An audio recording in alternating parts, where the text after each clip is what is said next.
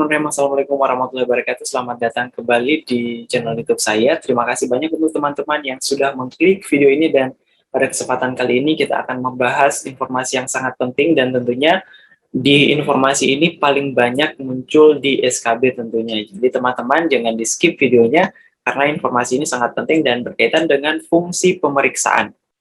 Oke, kita langsung ke pembahasannya. Oke, di sini berkaitan dengan pengawasan sarana distribusi untuk kefarmasian tentunya ya. Nah, tentunya untuk peraturan berkaitan dengan pekerjaan kefarmasian itu sangat penting dan sangat banyak informasi yang digali di SKB nantinya. Nanti teman-teman bisa langsung cari di peraturan pemerintah 51 tahun 2009 ya tentang pekerjaan kefarmasian, di mana pekerjaan kefarmasian itu bisa dilakukan secara mandiri atau bersama dengan profesi lain. Nah, untuk contoh-contohnya jika dilakukan secara mandiri oleh petugas kefarmasian atau pekerja kefarmasian sendiri, itu biasa kita jumpai di sarana apotek, itu biasanya yang pertama, atau juga di toko-toko obat. Tapi toko obat yang memiliki izin ya, bukan toko obat yang ilegal. Nah, di sini juga untuk contoh yang dilakukan bersama profesi lain itu biasanya kita jumpai di puskesmas, rumah sakit. Nah, itu salah satu contohnya. Karena kalau di puskesmas itu biasanya bersama dengan profesi lain, misalnya kesehatan masyarakat, bidan, perawat, kayak gitu ya. Rumah sakit juga begitu, di klinik misalnya bersama dokter atau praktek bersama. Itu biasanya kalau bekerja sama dengan profesi lain. Nah, di pasal 21 ayat 1-nya juga disebutkan bahwa dalam menjalankan praktek kefarmasian pada fasilitas pelayanan kefarmasian, apoteker harus menerapkan standar pelayanan kefarmasian. Oke, kita langsung ke penjelasan selanjutnya. Nah, untuk standar pelayanan kefarmasian sendiri, teman-teman bisa langsung cari di Peraturan Menteri Kesehatan Nomor 72 Tahun 2016 tentang SPK di rumah sakit. Kemudian untuk 73 SPK di apotek, kemudian 74 SPK di puskesmas. Nomor 9-nya tahun 2017-nya tentang apotek, kemudian Perbepom nomor 4 tahun 2017 tentang pengawasan pengolahan obat, bahan obat, dan NPP narkotika psikotropik prekursor di fasilitas pelayanan kefarmasian. Nah, tentunya dari sarana-sarana seperti rumah sakit, apotek, kemudian puskesmas itu harus memenuhi standar pengolahan sediaan kefarmasian dan standar pelayanan farmasi klinik. Itu yang perlu ditekankan di sini, dan teman-teman bisa langsung search saja peraturan-peraturan yang berkaitan dengan pelayanan kefarmasian tersebut. Nah, untuk standar pelayanan kefarmasian, teman-teman perlu ketahui bahwa pelayanan multidisiplin, terkoordinir, dan menggunakan proses yang efektif untuk menjamin kendali mutu dan kendali biaya. Itu adalah pengertian atau penjelasan dari pengolahan sediaan farmasi. Kemudian pelayanan fasilitas klinik itu ada pelayanan kepada pasien dalam rangka meningkatkan outcome terapi dan meminimalisir risiko terjadinya efek samping obat. Nah, itu juga yang mungkin teman-teman harus paham penjelasannya. Standar pelayanan kefarmasian itu meningkatkan mutu pelayanan jika diterapkan, dan tentunya juga ketika standar pelayanan kefarmasian ini diterapkan dan dijalankan dengan sebaik-baiknya di sarana, itu akan memberikan kepastian mutu dan perlindungan kepada pasien. Itu. Nah, di sini kewenangan Badan POM berkaitan dengan pelayanan kefarmasian itu memiliki kewenangan pengawasan standar pelayanan kefarmasian, mutu terkait dengan pengawasan sediaan farmasi dan pengolahan sediaan farmasi. Kemudian Kepala Badan POM dapat melakukan pemantauan, pemberian bimbingan, dan pembinaan terhadap pengolahan sediaan farmasi di instansi pemerintah dan masyarakat di bidang pengawasan obat. Kemudian kita lanjut, di sini standar pelayanan kefarmasian dan peraturan Badan POM nomor 4 tahun 2018. Di sini dipisahkan ya, pertama tadi ada rumah sakit, apotek, puskesmas, dan peraturan Badan POM dijelaskan bahwa di tahun 2018 nomor 4 itu yang menjadi standar pelayanan kefarmasian atau yang menjadi titik beratnya itu ada pengadaan, penerimaan, penyimpanan, penyerahan, dan pengembalian atau pemusnahan. Nah, itu perbedaannya antara Peraturan Menteri Kesehatan dan Peraturan Badan POM nomor 4 tahun 2018. Nah, untuk pengelolaan pengadaan sendiri, obat dan bahan obat itu, ini dari gambar bisa kita lihat, atau dari bagian ini bisa kita lihat tahapannya atau prosedurnya seperti apa. Nah, di sini kita bisa lihat bahwa industri farmasi dan PBF itu menjadi awal pengadaan ini atau sumber dari pengadaan obat itu. Misalnya di sini ada PBF kan. PBF itu akan memenuhi pengadaan dari apotek, instalasi farmasi, rumah sakit, instalasi farmasi klinik, toko obat, puskesmas. Kemudian juga ada yang namanya industri farmasi, itu nanti ke sini arahnya. Selanjutnya juga instalasi farmasi pemerintah daerah, itu mendapatkan suplai dari instalasi farmasi pemerintah pusat, dan dari daerah nanti akan disalurkan ke puskesmas dan instalasi farmasi rumah sakit umum daerah atau klinik daerah. Itu bagian tahapannya atau bagian proses pengadaan obat dan bahan obat. Dan juga nanti dari industri farmasi pemerintah pusat itu bisa langsung ke instalasi farmasi rumah sakit umum provinsi, TNI, dan Polri. Nah, itu alurnya. Jadi dari alur ini semoga bisa nanti teman-teman tahu kira-kira pengadaannya itu dari mana, kemana, dan bagaimana tahapannya.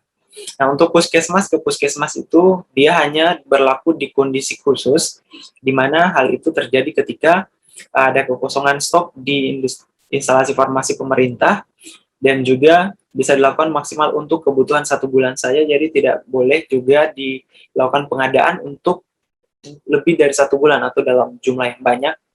Kemudian juga dilengkapi dengan LPO pengembalian atau biasa disebut laporan pemakaian dan lembar permintaan obat. Nah, itu yang perlu teman-teman ketahui juga.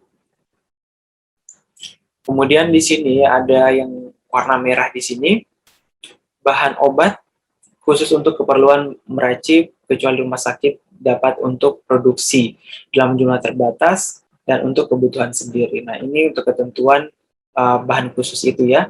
Kita coba lanjut ke materi selanjutnya. Masih berkaitan dengan pengadaan.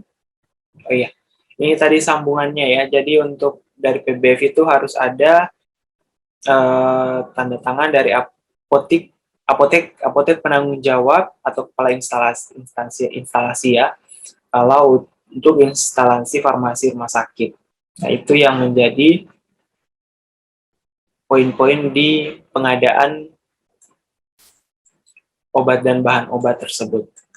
Nah, selanjutnya kita akan masuk ke pengadaan untuk khusus narkotika, psikotropika, dan obat yang mengandung prekursor. Nah, dia alurnya atau yang memproduksi tentunya NPP, kita sebut saja NPP ya, narkotik, psikotropika, dan prekursor, itu adalah industri farmasi, kemudian disalurkan ke PBF, instalasi farmasi pemerintah pusat, dan juga daerah, dari pusat ke daerah. Kemudian dari PBF itu akan disalurkan ke PBF lain, kemudian apotek, instalasi farmasi rumah sakit, instalasi farmasi klinik, dan toko obat, dengan beberapa syarat tentunya ya. Di sini sudah dijelaskan untuk syarat-syaratnya itu. Ada tanda tangan ini juga SP dari tanda tangan APJ atau kepala instalasi. Kemudian juga untuk di sini untuk toko obat itu ada untuk obat bebas terbatas dengan dibuktikan atau dengan adanya juga SP yang dicantumkan tanda tangan dari tenaga teknik kefarmasian penanggung jawab. Sementara untuk di instalasi farmasi pemerintah pusat itu ada SP tanda tangan kepala instalasi, dan juga untuk di puskesmas tadi seperti biasa harus ada LPO. Itu yang perlu teman-teman ketahui, dan Itu tadi prosedur atau bagan pengadaan untuk NPP atau narkotika, psikotropika, dan prekursor. Nah, untuk perhatikan izin dan kewenangan sarana tujuan penyaluran, itu yang perlu teman-teman ketahui. Kemudian di sini kualifikasi pelanggan itu ketika nanti meminta atau ingin mengadakan NPP tersebut ada beberapa kualifikasi yang perlu dipenuhi. Pertama itu ada fotokopi surat izin sarana, karena memang setiap sarana yang menyalurkan obat dan makanan atau biasanya yang khusus untuk NPP ini harus dia memiliki izin sarana, kemudian ada nama atau nomor SIPA, APJ, apoteker penanggung jawab, kemudian ada spesimen TT, APJ, dan TTK, kemudian ada cap sarana dan nomor HP APJ. Itu kualifikasi pelanggan yang dibutuhkan tentunya. Oke, untuk surat pesanan, di situ ada beberapa informasi yang harus dicantumkan. Pertama, formatnya sesuai dengan ketentuan peraturan perundang-undangan tentunya. Kemudian harus asli, minimal 3 rangkap untuk NPP. Tidak diperkenankan fax atau fotokopi atau melalui email. Jadi harus yang asli. Kemudian ditandatangani oleh APJ. Kemudian harus ada nama yang jelas juga, serta nomor SIPA atau SIPTTK untuk tenaga teknis kefarmasian. Nah, kemudian ada nama, alamat, nomor telepon, fax, stempel, cap, atau sarana, informasi-informasi seperti itu, nama, alamat, dan telepon instalasi farmasi atau PBF pemasok. Jadi harus jelas juga surat pesanan itu dari mana sumbernya, serta alamat dan nomor telepon yang bisa dihubungi. Kemudian nama, bentuk, kekuatan sediaan, isi kemasan, dan jumlah dalam bentuk angka dan huruf. Jadi selain angka harus ada juga huruf khusus untuk NPP ya. Kemudian nomor urut dan tanggal SP, jadi harus berurut, tidak boleh ada nanti nomor yang missing atau yang kosong ya. Jadi harus berurut supaya bisa mudah dilacak oleh petugas. Kemudian surat pesanan harus terpisah dari obat lain kecuali OT. Jadi itu tadi ya. Jadi itu yang perlu teman-teman ketahui. Kemudian untuk SP narkotika hanya berlaku untuk satu item jenis narkotika. Jadi tidak boleh untuk beberapa jenis ya, jadi hanya satu jenis narkotika saja. Nah tadi OOT ini obat-obat tertentu ya, untuk teman-teman yang ingin tahu kepanjangannya dari OOT, itu adalah obat-obat tertentu. Nah ini catatan ada di bawah, kita bisa baca. SP ini yang tidak bisa dilayani atau dipenuhi harus pertama dibuat SP atau surat penolakan pesanan paling lama 7 hari kerja, kemudian tetap diarsipkan dan diberi tanda pembatalan yang jelas. Nah, untuk penerimaannya, ketika nanti ada faktur dan ditandatangani oleh apoteker atau tenaga teknis kefarmasian yang diberi kewenangan, dan dicantumkan nomor SIPA tadi, dan tentunya dicap juga itu ketika mau penerimaannya. Kemudian dicatat dalam kartu stok, setiap penerimaan harus jelas di kartu stok, dan kartu stoknya juga harus rutin diisi ya. Arsipkan dokumen pengadaan dan tentunya disimpan. Nah, yang perlu dicek itu ada nama, bentuk kesediaan, kekuatan, kemudian jumlah, nomor batch, expire date, kemudian produsen maksudnya ya, kondisi kemasan, label, segel itu yang perlu dicek, dan ketika tidak atau dikembalikan itu harus ada bukti returnya, kemudian tanda terima jika tidak diterima ya. Kemudian catatannya di bawah bisa kita baca juga. Narkotika dan psikotropika dapat diterima oleh TTK dengan surat pendelegasian dari APJ. Juklaknya itu ada di cara distribusi obat yang baik. Kalau memang teman-teman ingin lihat juklaknya, petunjuk pelaksanaan tentunya ya. Nah, untuk penyimpanan, di sini dijelaskan bahwa obat harus disimpan dalam wadah asli dari pabrik. Jadi tidak boleh dipindahkan atau diganti wadahnya. Kemudian semua obat harus disimpan pada kondisi sesuai. Biasanya itu kita bisa lihat di kemasannya, misalnya disimpan di suhu berapa, seperti itu. Tempat penyimpanan obat tidak dipergunakan untuk penyimpanan barang lain yang menyebabkan kontaminasi. Karena memang obat ini banyak senyawa aktif dan bahan-bahan yang tentunya berguna untuk khasiatnya ya. Jadi kalau ada kontaminasi bisa mempengaruhi khasiat dan bahan aktif tersebut karena akan ada interaksi tentunya. Kemudian juga sistem penyimpanan memperhatikan bentuk sediaan dan kelas terapi serta disusun secara alfabetis. Jadi ketika nanti disimpan juga itu harus ada urutannya dari A sampai Z, itu harus sesuai. Kemudian sistem FIFO ini jelas ya, jadi harus first in first out. Jadi yang masuk duluan yang dijual atau dikeluarkan terlebih dulu, ataupun yang expire duluan itu yang dikeluarkan terlebih dahulu. Kemudian LASA, look alike, sound alike. Jadi apa yang kelihatannya seperti itu harus memang seperti itu. Jadi tidak boleh dipalsu-palsukan ya. Kemudian tidak menyentuh lantai secara langsung. Jadi harus ada pembatas antara lantai dengan produk supaya nanti ini mencegah dari kelembaban atau lantai ketika nanti misalnya basah seperti itu. Kemudian kapasitas penyimpanan juga harus sesuai, tidak boleh saling menumpuk atau nanti terlalu berdesak-desakan. Nah, ini juga kondisi-kondisi penyimpanan di mana tempat penyimpanan narkotika, psikotropika atau NPP tadi dan OOT tadi harus mampu menjaga keamanan dan khasiat mutu. Jadi selain dari suhu, kemudian lokasi penyimpanan juga harus aman. Kemudian penyimpanan NPP farmasi tadi wajib memenuhi standar pelayanan kefarmasian. Itu tadi bisa dibaca di cara distribusi obat yang baik atau CDOB.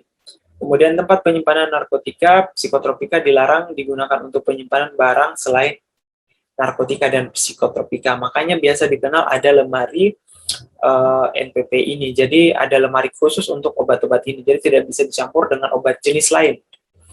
Kemudian juga prekursor obat jadi dan obat-obat tertentu disimpan di tempat yang aman berdasarkan hasil analisis risiko masing-masing sarana. Antara lain akses personil, kemudian mudah diawasi secara langsung oleh penanggung jawab. Apotek, instalasi farmasi rumah sakit, puskesmas, instalasi farmasi klinik, dan lembaga ilmu pengetahuan harus memiliki tempat penyimpanan narkotika psikotropika berupa lemari khusus ya. Ini tadi yang saya sebutkan, bahwa untuk narkotika psikotropika harus ada lemari khususnya, dan itu lemarinya dia itu biasa ada dua kunci, dua pintu ya. Jadi dan kuncinya pun itu harus dipegang oleh APJ. Lemari khusus berada dalam pengawasan APJ tadi, apoteker penanggung jawab. Jadi tidak boleh kuncinya dikasih ke sembarang orang seperti itu, harus APJ-nya ya, supaya tadi tugasnya atau fungsinya itu untuk mengawasi atau menjaga obat tersebut tidak disalahgunakan tentunya. Kemudian kita lanjut lagi. Nah, untuk lemari khusus tersebut ada kriterianya juga. Pertama, terbuat dari bahan yang kuat. Itu yang perlu teman-teman ketahui. Bahannya kuat, bisa kayu juga boleh, sebenarnya yang penting kuat. Tidak mudah dipindahkan dan mempunyai dua buah kunci yang berbeda. Nah, tadi dua buah kuncinya itu karena nanti ini desainnya itu harus dua pintu ya. Jadi ketika dibuka ada pintu lagi yang bisa menutup NPP itu supaya nanti tetap aman, dan tentunya tadi untuk menjaga supaya tidak disalahgunakan. Kemudian kunci lemari harus dikuasai oleh apoteker penanggung jawab atau apoteker yang ditunjuk atau pegawai lain yang dikuasakan. Jadi memang harus jelas ya. Kemudian untuk instalasi pemerintah diletakkan dalam ruangan khusus di sudut gudang. Kemudian untuk di apotek, IFRS, PKM, IFK, LIP itu diletakkan di tempat yang aman dan tidak terlihat oleh umum. Jadi biasanya itu ada ruangan khusus memang untuk menyimpan lemari khusus ini. Karena memang dia nanti jarang digunakan dan memang dia harus betul-betul dipantau, dan ini menjadi bahan yang sering disalahgunakan karena dia itu tadi narkotika psikotropika itu ya, karena memang biasa orang salah gunakan, jadi memang harus dijaga baik-baik, dan biasanya ada pelaporan khusus untuk penggunaannya di sistem sendiri, dan juga biasa kalau tugas dari farmasi pengawas obat dan makanan di Badan POM itu biasanya ini yang menjadi concern-nya mereka. Jadi harus betul-betul sesuai dengan cara distribusi obat yang baik untuk aplikasi di lapangan. Nah, untuk penyimpanan harus dilengkapi dengan kartu stok. Betul, kartu stoknya ini sebenarnya di apotek-apotek itu biasanya mereka masih manual, pencatatannya boleh juga sebenarnya elektronik. Terserah, yang penting sesuai stok dengan yang tercatat di kartu stok. Kemudian informasi dalam kartu stok, paling sedikit itu ada 8 ya. Jadi ada 8 informasi ini.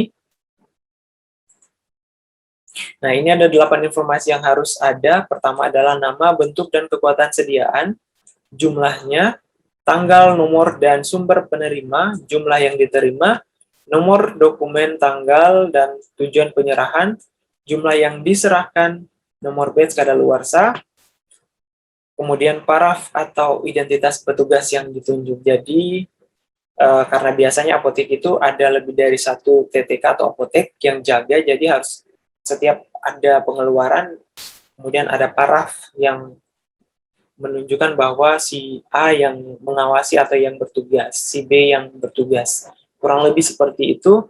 Kemudian dokumen pencatatan berupa kartu stok, manual, elektronik, wajib disimpan sekurang-kurangnya selama 5 tahun. Jadi, walaupun sudah menyeberang 1 tahun, tetap harus disimpan, dan itu bisa disimpan atau diarsipkan itu maksimal 5 tahun ya, baru bisa tidak disimpan atau dihilangkan. APJ dapat memberi kuasa penggunaan kunci gudang khusus penyimpanan NPP kepada pegawai lain bila berhalangan. Jadi ketika apotekernya tidak ada di tempat praktek atau di apotek atau berhalangan, bisa dikuasakan. Tapi tadi harus memang ada alasannya atau karena memang halangan ya. Nah, untuk penyimpanan untuk CCP ini biasanya itu untuk vaksin yang butuh perlakuan dingin, critical control point, biasanya itu penyimpanannya itu di chiller, dia suhunya 2-8 derajat Celcius, ataupun di freezer untuk minus 25 sampai dengan 15 derajat Celcius. Kemudian juga harus dilengkapi dengan alat monitoring suhu terkalibrasi, suhu dipantau 3 kali sehari, pagi, siang, sore, generator otomatis manual. Jadi tugas dari generator otomatis manual atau manual ini adalah ketika nanti biasa ada pemadaman listrik di suatu daerah, otomatis tidak bisa dibiarkan menunggu listrik menyala, makanya harus ada generator otomatis karena ketika listriknya mati, maka generator inilah yang digunakan untuk mempertahankan suhu. Tidak terlalu padat, juga jaraknya harus diatur ya 1-2 cm. Jadi itu untuk CCP tadi. Penyerahan obat di apotek. Nah, untuk penyerahan obat di apotek itu, ini jelas bahwa penyerahannya itu ini bisa dilihat ada ke apotek, puskesmas, instalasi farmasi klinik, dokter, bidan praktik mandiri, dan pasien. Namun ada beberapa kelengkapan stok di fasilitas distribusi harus dipenuhi, kemudian kekosongan stok di fasilitas pelayanan itu alasannya kenapa harus diberikan ke berapa, 1, 2, 3, 4, 5, 6 ke 6 ini ya, ke 6 sarana ini. Kemudian juga dilakukan sesuai ketentuan peraturan perundang-undangan. Tapi untuk pasien ini tidak perlu sesuai dengan persyaratan yang warna kuning ini, karena memang di apotek itu untuk pelayanan ke pasien, tapi memang ada beberapa obat yang harus sesuai dengan resep. Jadi itu yang perlu diperhatikan. Nah, untuk penyerahan obat oleh dokter, itu ada peraturannya. Teman-teman bisa langsung lihat di Undang-Undang 29 tahun 2004 tentang praktik kedokteran pasal 35-nya, di mana disebutkan bahwa dokter memiliki kewenangan menyimpan obat dalam jumlah dan jenis yang diizinkan. Jadi harus sesuai dengan yang diizinkan, kemudian meracik dan menyerahkan obat kepada pasien bagi yang praktik di daerah terpencil yang tidak ada apotek. Nah, itu juga bisa teman-teman lihat di Keputusan Menteri Kesehatan HK 107 tahun 2018 tentang daftar obat keadaan darurat medis pada praktik mandiri dokter. Nah, ini contohnya. Nah, sekarang kita masuk ke alur penyerahan NPP atau narkotik, psikotropika, dan prekursor tadi. Ini bagian penyerahannya tentunya apotek itu nanti bisa menyerahkan ke pasien dengan permintaan tertulis untuk mencukupkan kebutuhan resep tentunya ya. Jika nanti diserahkan ke apotek lain atau puskesmas, instalasi farmasi rumah sakit ataupun klinik ya. Ini untuk kebutuhan mencukupkan kebutuhan resep. Kemudian untuk dokter, kemudian dokter di daerah terpencil atau NPP dalam bentuk suntikan. Nah, untuk pemusnahannya sendiri, obat itu dimusnahkan tidak serta-merta dimusnahkan seperti itu saja, ada prosedurnya, di mana dalam pemusnahan harus ada dibuatkan berita acara pemusnahan yang memuat informasi seperti ini, ada hari, tanggal, bulan, tahun, tempat pemusnahan, nama penanggung jawab, nama saksinya juga ada saksi. Di situ biasa kalau di Badan POM itu ada instansi-instansi menjadi saksi juga ya. Kemudian nama, jumlah, bentuk sediaan, expired date, nomor batch, kekuatan, pre, dan OOT. Cara dan alasan pemusnahannya juga harus dicantumkan, tanda tangan penanggung jawab, saksi, dan pihak ketiga. Saksi pemusnahan itu dipersyaratkan Balai POM setempat atau Dinas Kesehatan Provinsi, kabupaten, kota setempat. Nah, untuk pemusnahan produk obat itu biasanya dilakukan ketika obat tersebut rusak, TMS, TI atau tidak tanpa izin edar, atau karena expired, atau karena TP. Kemudian juga tidak mencemari lingkungan, itu persyaratannya, tidak membahayakan kesehatan. Biasa dilakukan di insinerator ya, untuk pemusnahannya.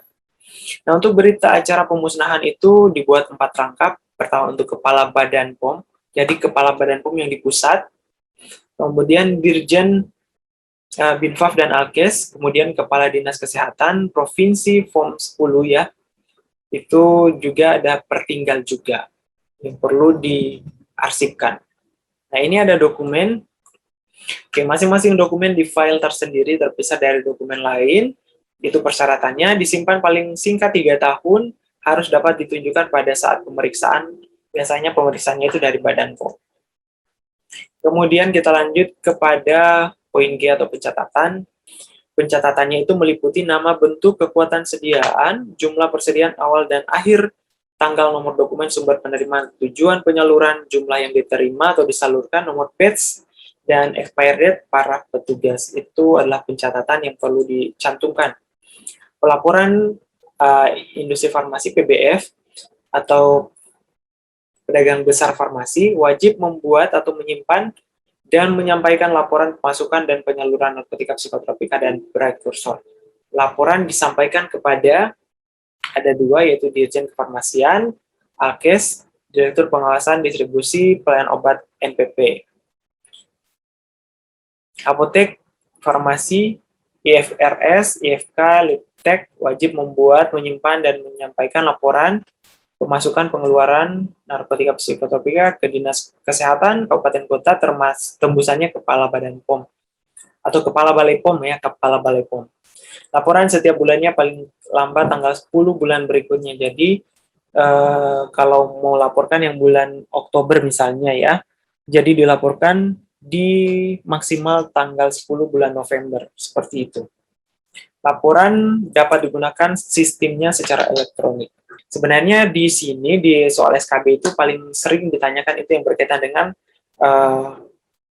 praktek atau tenaga kerja kefarmasian itu pekerjaannya seperti apa, dan juga berkaitan dengan NPP tadi, misalnya kriteria untuk penyimpanan NPP itu seperti apa yang benar, itu biasa ditanyakan. Dan tadi adalah informasi kilas terkait dengan komoditi obat, semoga bermanfaat, dan pada kesempatan selanjutnya kita akan membahas komoditi lain seperti apa kira-kira. Oke, terima kasih banyak untuk menonton video ini. Billahi taufiq wal hidayah. Wassalamualaikum warahmatullahi wabarakatuh, dan sampai jumpa.